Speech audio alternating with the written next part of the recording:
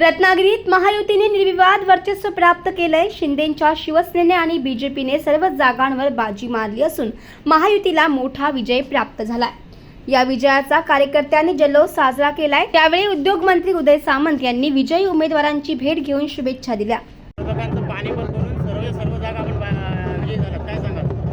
जे पराभूत झाले त्यांच्याबद्दल दुःख नक्कीच आहे। त्याच्याबद्दल काय राजकीय एवढे आम्ही घाणेरडे लोक नाही आहोत, पण माझ्या बाजूला नंदा मुरकर आहे ज्याने या जिल्ह्यातला इतिहास घडवला। आणि तुम्ही पण असं सांगत होते की एकच माणूस या जिल्हा परिषदेमध्ये 25 वर्ष 30 वर्ष निवडून येऊ शकतो। मी नाव घेत नाही, पण त्याचा पराभव करून शिवसेना काय असते हे नंदा मुरकरनं आज अख्ख्या जिल्ह्याला दाखवून दिलं आहे। आज जिल्ह्यामध्ये वन साईड शिवसेनेची जिल्हा परिषद आलेली आहे। जवळजवळ 30पेक्षा जास्त जागा आम्ही जिंकलेल्या आहेत। 6-7 जागांवर आम्ही आघाडीवर आहोत।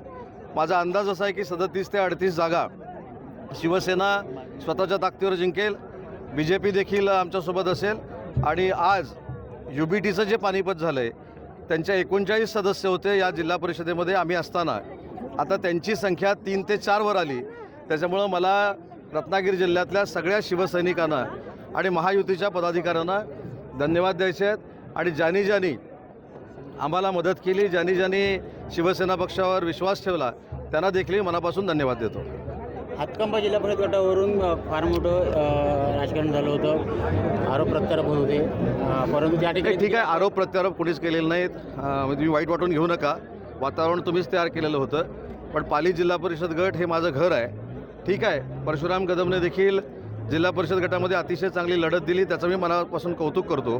त्याच्याबद्दल दुमत असण्याचं काही कारण नाही। आज माझ्या दृष्टीनं संघर्ष जो होता कार्यकर्त्यांमधला तो संपलेला आहे।